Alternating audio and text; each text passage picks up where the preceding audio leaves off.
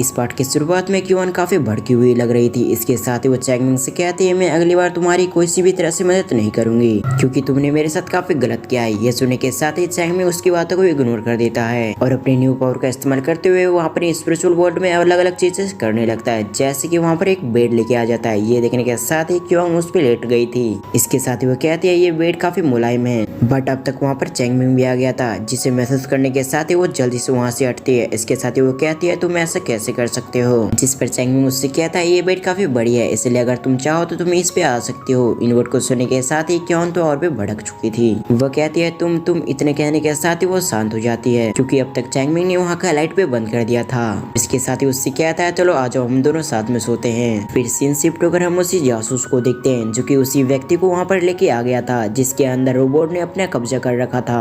वो हंसते हुए कहता है इसकी बॉडी काफी पावरफुल है क्योंकि इसने चैंगमिंग के कई सारे अटैक को ब्लॉक कर लिया था। ये कहने के साथ ही वो काफी अजीब तरीके से उसके बॉडी को टच करने लग गया था, लेकिन इससे पहले वो अपने हाथ को और कहीं ले जाता उससे पहले वहाँ पर कोई आ चुका था जो कि आते उस जासूस को बताता है कि माउंटेन के नीचे मेरी मोम रहती है। इसके साथ ही उसकी तबीयत काफी खराब है, इसलिए ये कहने के साथ ही वो रुक चुका था। इधर वो जासूस भी समझ जाता है आखिर वो व्यक्ति क्या कहना चाहता है, इसलिए वो कहता है ठीक है तुम मेरे मैनेजर के पास जाने के साथ ही उससे 10 सिल्वर कॉइन्स ले लेना, बाकी सब कुछ मैं उसे समझा दूंगा और इसके साथ ही तुम अपनी मोम के साथ कुछ समय बिता सकते हो। ये सुनने के साथ ही वो व्यक्ति काफी खुश होते हुए वहाँ से निकल जाता है और कहता है एल्डर जी युआन आपका बहुत बहुत धन्यवाद कि आपने मेरी मजबूरी को समझा। ये कहते हुए वो वहाँ से निकल गया था। उसकी जाते एल्डर जी युआन अपने मन में कहते हैं चलो अब मैं इसे कंटिन्यू कर सकता हूँ। उसके बाद तो उसकी बॉडी को अजीब से टच करने लग गया था और उसकी बॉडी को चेक करने के बाद एल्डर हुआंग अपने मन में कहते हैं इसकी बॉडी काफी अजीब है। ये कहने के साथ ही उसने उसकी आंखों में देखा, वो देखता है कि वहाँ एक सिस्टम अपेयर हो गया था जो कि डायरेक्ट उस पर अटैक करता है। इसके साथ ही एल्डर हुआंग को काफी दर्द हो रहा था अपनी आंखों में। वो पीछे हटते हुए अपने मन में कहते हैं आखिर ये कौन सी चीज है और हम देखते हैं उसकी बॉडी के अंदर से काफी अजीब सा ऑरा निकलने लग गया था जिसके अंदर से सिस्टम की आवाज आते हुए कहती है कि फाइनली मैंने एक न्यू बॉडी ढूंढ लिया। वैसे भी ये बॉडी काफी घटिया हो चुकी थी और फिर वो रोबोट एल्डर हुआंग से कहती है कि तुम मुझे अपनी बॉडी को चुपचाप से दे दो क्योंकि मुझे इंसानों की बॉडी को चलाने में काफी अच्छा लगता है और मैं तुम्हारी बॉडी की मदद से उस व्यक्ति को खत्म कर पाऊंगा जिस व्यक्ति के लिए मैं यहाँ पर आया था।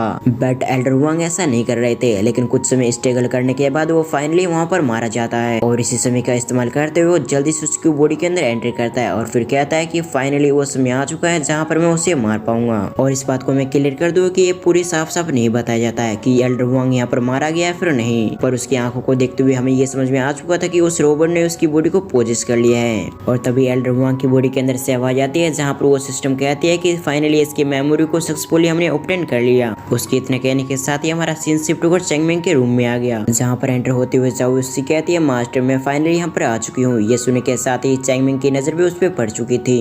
इसके साथ ही वो कहता है होल मास्टर जाओमी आखिर आप इतनी नाइट के अंदर यहाँ पर क्या कर रही हैं? क्या कोई सीरियस मैटर हो गया जिसके बारे में आप मुझसे डिस्कस करना चाहती हैं? ये सुनने के बाद जाओमी आगे बढ़ते हुए उससे कहती कि मास्टर इन कुछ दिनों में आपको काफी इस्तेमाल करना पड़ा है अपने हाथों को। इसके साथ ही आपका बहुत बहुत धन्यवाद कि आपने उस दिन मुझे वो ड्रिंक दिया था जिसकी वजह से मैंने काफी अच्छे से अपने लेवल को ब्रेक थ्रू कर लिया। क्या आपके हाथों में किसी भी तरह से कोई तकलीफ है? ये सुनने के बाद वो कहता है नहीं मेरे हाथों में बिल्कुल सब कुछ ठीक है, बट इन कुछ दिनों में जो कुछ हुआ है उसके लिए मैं आपको छोटा सा पनिशमेंट देना चाहता हूँ। ये सुनने के साथ ही जाओमी अपने घुटनों पे आ गई थी और फिर वो कहते हैं मुझे माफ करना मास्टर कि मैं इन कुछ दिनों ना ही मैं आपको प्रोटेक्ट कर पाया और ना ही अपने सेक्ट को, इसलिए मुझे पनिशमेंट दीजिए। उसे ऐसा लग रहा था कि इन कुछ दिनों में जो भी हुआ है उसकी वजह से उसे पनिशमेंट दिया जा रहा है, इसलिए वो सीधे सीधे अपनी गलती को मान लेती है और फिर वो अपने सर को झुकाते हुए कहती है इन कुछ दिनों में जो भी कुछ हुआ है मैंने उसे पूरी तरह से जानकारी निकालने की कोशिश की थी कि इसके पीछे कौन है, लेकिन मुझे इसके बारे में भी कुछ भी नहीं पता चला, इसलिए मैं काफी गिल्टी में हूँ और गिल्टी को हटाने के लिए एक ही रास्ता बचा है कि आप मुझे पनिशमेंट दीजिए। इधर उसकी ऐसी बातें सुनने के साथ ही चैंगमिंग शॉक्ड हो गया था। इसके साथ ही वो अपने मन में कहता है ये स्पाई सचमुच काफी चालाक है, ऐसा लगता है कि इसने स्पाई की ट्रेनिंग में महारत हासिल कर रखी है, तभी तो मेरे सामने ऐसे बड़ी बड़ी बातें कह रही है। सचमुच इसे पनिशमेंट से भी डर नहीं लगता कि मैं कौन सा पनिशमेंट इसे दे दूंगा। वाकई ये लड़की अपने आप में काफी स्मार्ट है। इसके साथ ही क्या ऐसा हो सकता है कि मेरे वाइन की वजह से ये ऐसा बर्ताव कर रही हो, या फिर मेरी वाइन इसे इतनी पसंद आई है कि इसे और भी चाहिए। इन सभी थॉट्स के साथ वो उसकी तरफ देखने लग गया था। इसके साथ ही उससे कहता है आपकी इसमें कोई भी गलती नहीं है, आपने अपनी तरफ से पूरी कोशिश की थी कि इस सेक्ट को और मुझे प्रोटेक्ट कर सके, लेकिन फिर भी आप इसमें असफल रही है, लेकिन फिर भी कोई बात नहीं। और तो और आपने अपनी गलती को भी एक्सेप्ट कर लिया, जिस वजह से मैं आपको किसी भी तरह से पनिशमेंट नहीं दूंगा, बल्कि आपको इसके लिए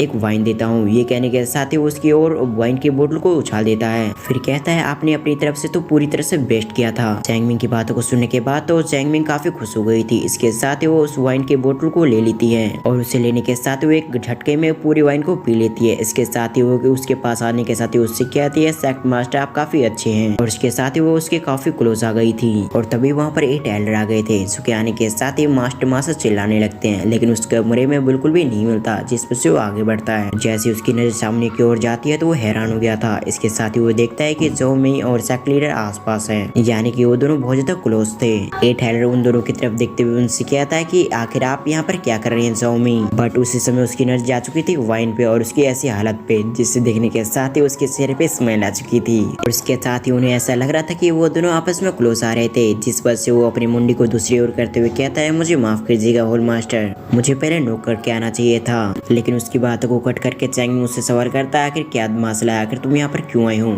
ये सुनने के साथ ही वो खामोश हो गया था और फिर वो कहता है हैंगजिंग वापस आ रहा है। ये सुनने के साथ ही चैंग में थोड़ा सा सरप्राइज हो गया था। इसके साथ ही वो कहता है ये कौन है, क्योंकि आज से पहले हैंगजिंग का नाम उसने कभी भी नहीं सुना था। इधर जोमी ये सुनने के साथ ही सरप्राइज हो गई थी। इसके साथ ही वो अपने नशे को तोड़ते हुए उससे कहती ये हमारे ओल्ड सेक्ट मास्टर का ओल्ड डिसाइपल था और पुराने सेक्ट मास्टर के बाद यही अगला सक्सेसर बनने वाले थे इस सेक्ट के, लेकिन बीच में उन्होंने किसी तरह से आपको अपने सेक्ट के लिए चुन लिया, जिस वजह से आप आ चुके हैं। इसलिए मुझे लगता है कि हैंगजुआन यहाँ पर इसलिए आ रहा है ताकि वो अपने सेक्ट को वापस ले सके। और मैंने ये सुना है कि इन कुछ सालों में उसने अपने आप को काफी पावरफुल बना दिया है, जिस वजह से मुझे नहीं पता आखिर आप दोनों में फाइट होगी तो किसकी जीत होगी। इन वर्ड को सुनने के साथ ही चैंगमिंग कहता है कोई बात नहीं, अगर वो आता है तो उसे आने दो, मैं भी ये चीज देखना चाहता हूँ कि इन कुछ सालों में उसने अपने आप को कैसी ट्रेनिंग की है। ये कहते हुए वो अपने सीट पे बैठ चुका था। दूसरी तरफ हम जाओमी को देखते हैं जो कि उसके लिए वाइन सर्व कर रही थी और कुछ समय और डिस्कस करने के साथ ही 8 मास्टर उसे ग्रीट करता है। इसके साथ ही 8 हेलर अपने मन में कहता है मैं भी देखना चाहता हूँ आखिर यहाँ पर कौन सा शो होने वाला है। सीन शिफ्ट होकर हम एक लड़की को देखते हैं जहाँ पर वो आराम से अपने रूम में कुछ कर रही थी, तभी वहाँ पर कुछ बॉडीगार्ड आते हैं। इसके साथ ही वो कहते हैं प्रिंसेस आपके लिए लॉर्ड ने कुछ मैसेज भेजा है कि आपको किसी सेक्ट के अंदर जाना है। इन वर्ड को सुन के साथ ही वो लड़की कहती है तुम्हें जो भी कहना है तुम साफ साफ कहो। ये सुन के साथ ही वो गार्ड कहते हैं जुआंग लोंग सेक्ट के पुराना ओल्ड मास्टर हट चुका है और इसके साथ ही वहाँ पर एक नया लीडर आ चुका है और जुआंग लोंग की पोजीशन को वही होल्ड कर रहा है। इसके साथ ही हमें पता है कि उसके पास ही वो सीक्रेट ट्रेजर है, इसलिए मैजिस्ट्रेट ने कहा है कि आपको उस सीक्रेट ट्रेजर को लेके आना है और उस ट्रेजर को हासिल करने के लिए आप कुछ भी कर सकते हैं वहाँ पर जाकर। इस बात को सुनने के साथ ही प्रिंसेस को काफी गुस्सा आ चुका था। इसके साथ ही वो कहती है क्या तुम्हारा मैजिस्ट्री सब काम मुझसे ही करवाएगा या फिर सेकंड प्रिंस से भी कुछ करवाएगा। ये कहते वो काफी गुस्से में आ चुकी थी। इसके साथ ही उसने वहाँ पर वही पहले गार्ड को मार भी दिया था। फिर सीन शिफ्ट होकर हम ज़ोनोंग सेक्ट के अंदर देखते हैं जहाँ पर कुछ पत्थर गिर रहे थे। इसके साथ ही हम ऊपर देखते हैं जहाँ पर एक स्टूडेंट को कोई मार रहा था, ये और कोई नहीं बल्कि एल्डर हुआंग था, जिसकी बॉडी को अभी वो रोबोट कंट्रोल कर रहा था।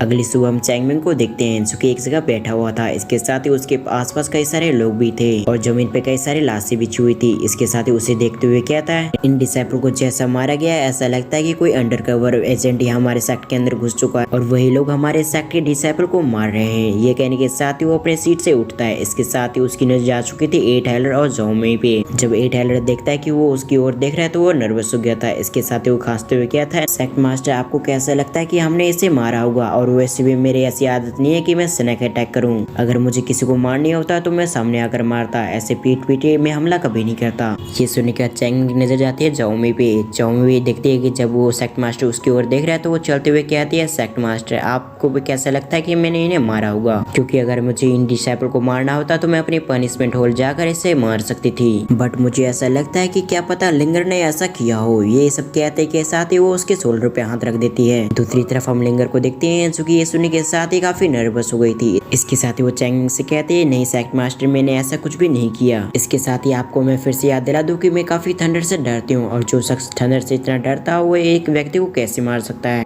इन तीनों की बात सुन करने के साथ ही चैंग में अपने मन में कहता है जबकि इन तीनों ने नहीं मारा इन डिसाइपल को तो आखिर इन डिसाइपल को किसने मारा, तभी वहाँ पर क्यों आ चुकी थी। इसके साथ ही वो चैंग से कहते हैं कि तुम्हें अपने नई स्किल का इस्तेमाल करना चाहिए। इस स्किल का नाम है ऑब्जर्व और इस स्किल का इस्तेमाल करते हुए तुम ये पता लगा सकते हो आखिर इन डिसाइपल को किसने मारा है। क्यूआन की इनवर्ड को सुनने के साथ ही उसने भी ऐसा ही किया। उसने जल्दी से अपनी आई को एक्टिवेट कर लिया, मतलब उसने अपनी स्पिरिचुअल आई की पावर को एक्टिवेट कर लिया। ऐसा होने के साथ ही उसे सब कुछ क्लियर देखने लग गया था। इसके साथ ही वहाँ पर जितने भी सबूत थे उन सभी को ऑब्जर्व करने लगता है, यानी कि स्कैनिंग करने लगता है। तब तक हम देखते हैं वहाँ पर होल मास्टर जोमी भी आ गई थी जो कि खुद भी उस बॉडी को चेक करने लगती है। फिर वो अपनी जगह पे उठने के साथ ही कहती है कि इसकी स्पिरिट ऑरा काफी अजीब है, जिस जिस वजह से मुझे नहीं लगता कि ये हमारे सेक्ट के किसी भी डिसाइपल या फिर एल्डर का काम है और इसी वजह से इसे पहचानना बहुत ज्यादा मुश्किल है कि आखिर ये व्यक्ति कौन है। दूसरी तरफ चैंगमिंग उसकी ये बात सुनने के साथ ही उसने अपनी आंखें खोल ली थी। इसके साथ ही उसके चेहरे पे स्माइल आ चुकी थी। इसके साथ ही चैंगमिंग उन सभी को बताता है कि लेकिन मैंने इस केस को पूरी तरह से सॉल्व कर लिया है। ये बात सुनने के साथ ही सभी लोग काफी खुश हो चुके थे। इसके साथ ही हम झाओमिंग को देखते हैं जो कि चैंगमिंग की ओर काफी प्यार से देख रही थी। इसके साथ ही लिंगर काफी खुश हो गई थी। तभी चैंगमिंग उन्हें बताता है कि ये और कोई नहीं बल्कि नाइन्थ एल्डर का काम है। सीन शिफ्ट होकर हम नाइट में देखते हैं जहाँ पर नाइन्थ एल्डर किसी लड़की की एनर्जी को कंज्यूम करने लगते हैं जिस वजह से वो लड़की मारी जा चुकी थी। फिर नाइन्थ एल्डर उसकी बॉडी को ड्रॉप करते हुए कहते हैं अब तुमने ब्रेक थ्रू कर लिया है, इसलिए ऐसे ही तुम मेरा साथ देते रहो। जब तक तुम मेरा साथ देते रहोगे तो ऐसे तुम ब्रेक थ्रू करते रहोगे। और तभी उसने किसी चीज को सेंस किया। उसने देखा कोई वहाँ पर लिंगर है जिस वजह से उसने एक पावरफुल अटैक उस पर कर दिया, पर किसी तरह लिंगर उस अटैक से बच गई। इसके साथ ही हम उस रोबोट को दिखते हैं जिसने नाइन्थ एल्डर की बॉडी को पोजेस्ट कर रखा है। वो कहता है आखिर तुम्हारी हिम्मत भी कैसी हुई मेरी बातों को सुनने की, बट अब जबकि मेरी बातों को सुनकर तुमने ये बिग मिस्टेक कर दिया तो अब मरने के लिए तैयार हो जाओ। यह सुनने के साथ ही वो बार बार उसके अटैक को डॉज करती है। इसके साथ ही वो जोर से चिल्लाती है सेक्ट मास्टर आप जल्दी आए नहीं तो आज मेरा चैप्टर क्लोज हो जाए। उसके इतना कहने के साथ ही चैंगमिंग वहाँ पर आ चुका था जो कि आने के साथ ही उसके अटैक को ब्लो कर लेता है और उसके साथ ही दोनों पीछे हट जाते हैं। तभी वहाँ पर क्योंग अपेयर होते हुए कहती है ये व्यक्ति ने अपनी बॉडी को स्विच ऑन कर लिया, यानी कि अपनी बॉडी को बदल लिया है और किसी तरह से ये हम दोनों को हम पहुंचाना चाहता है।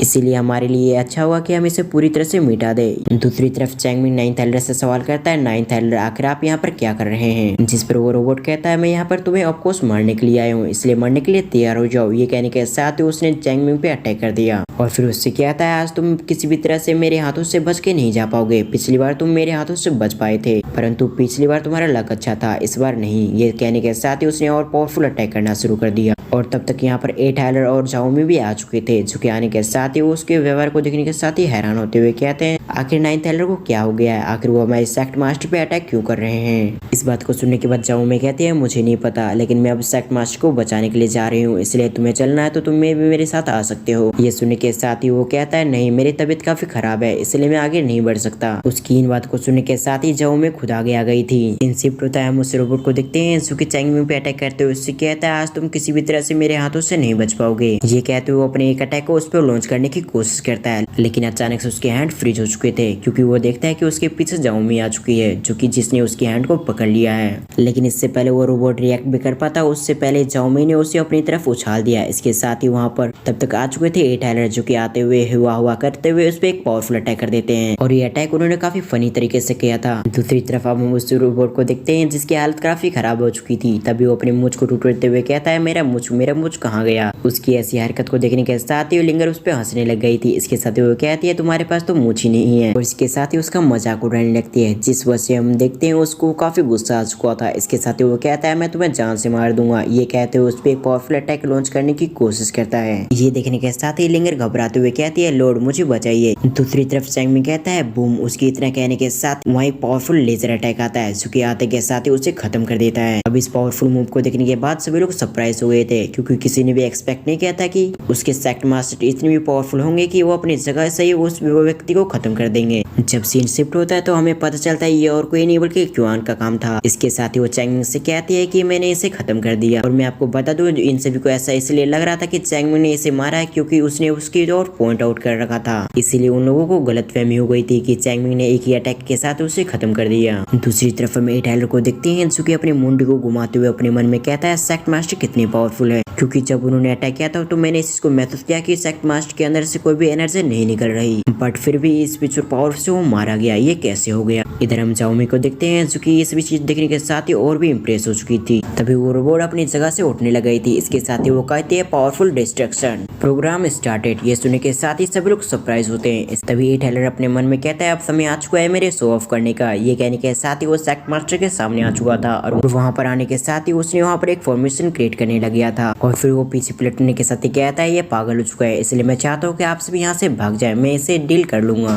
बट अब तक काफी देर हो चुकी थी क्योंकि अगले पल वहाँ पर वो रोबोट आ चुका था जो कि आने के साथ ही उस फॉर्मेशन को ब्रेक करते हुए एक पावरफुल पंच उसके मुंह पर जड़ देता है। इसके साथ ही वो चैंगमिंग के करीब जाने लग गया था, लेकिन इससे पहले वो चैंगमिंग को टच भी कर पाता उससे पहले क्युआन उसने पकड़ लिया था उसे और उससे कहते हैं मैं तुम्हारे अंदर के वायरस को खत्म कर दूंगी जिसकी वजह से तुम भी मारे जाओगे। इस बात को सुनने के साथ ही वो रोबोट उससे कहता है तुम फिक्र मत करो, मेरे मरने के बाद भी कई सारे रोबोट आएंगे जो कि तू इसे मार देगा, तुम हमारी पावर के बारे में कुछ भी नहीं जानते। ये कहने के साथ ही उसने अपने सेल्फ को डिस्ट्रॉय करना शुरू कर दिया, लेकिन इससे पहले वो डिस्ट्रॉय कर पाता उससे पहले क्वान उसे आसमान में लेके आ जाती है और तभी अचानक से उसकी बॉडी ब्लास्ट हो चुकी थी, लेकिन अब तक वो आसमान में आ चुका था और आसमान में आकर उसकी बॉडी ऐसी डिस्ट्रॉय होती है जैसे कि कोई पटाखा हो। अगले सीन में वो मीटिंग हॉल में आकर इसी के बारे में डिस्कस कर रहे थे, तभी वो कहता है एल्डर्स मैं चाहता हूँ कि हमारे सेक्ट में कुछ समय के लिए लॉकडाउन लग जाए ताकि ना ही बाहर वाला व्यक्ति अंदर आ पाए ना ही अंदर वाला व्यक्ति बाहर जा पाए और इस तरीके से कुछ समय के लिए हमारा सेक्ट सुरक्षित रहेगा। ये सुनने के साथ ही टाइलर कहता है नहीं हम ऐसा बिल्कुल भी नहीं कर सकते क्योंकि अगर हमने ऐसा किया तो हमारे सेक्ट के सभी लोग काफी डर जाएंगे। इस बात को सुनने के साथ ही ज़ॉम्बी भी आगे आते हैं। इसके साथ ही वो बताती है हाँ ऐसा हम बिल्कुल भी नहीं कर सकते और इसके साथ ही साथ अभी तो हमें एक सेरेमनी भी करनी है क्योंकि आप जब सेक्ट लीडर बने थे तो उस सेरेमनी में आपको कुछ हो गया था। इसके साथ ही साथ हमारे सेक्ट पे कई सारे लोगों ने हमला भी कर दिया था और इस वजह से कम्प्लीटली ये सेक्ट लीडर की पोजीशन पूरी तरह से आपने ऑब्टेन नहीं किया है और इससे चलते बाकी सेक्ट के लोगों को नहीं पता कि आखिर इस सेक्ट का लीडर कौन है और न ही उन्हें आपके बारे में कुछ भी इंफॉर्मेशन है। और इसके साथ ही वहाँ पर एक लड़की भी आ चुकी थी जो कि और कोई नहीं बल्कि वही प्रिंसेस होती है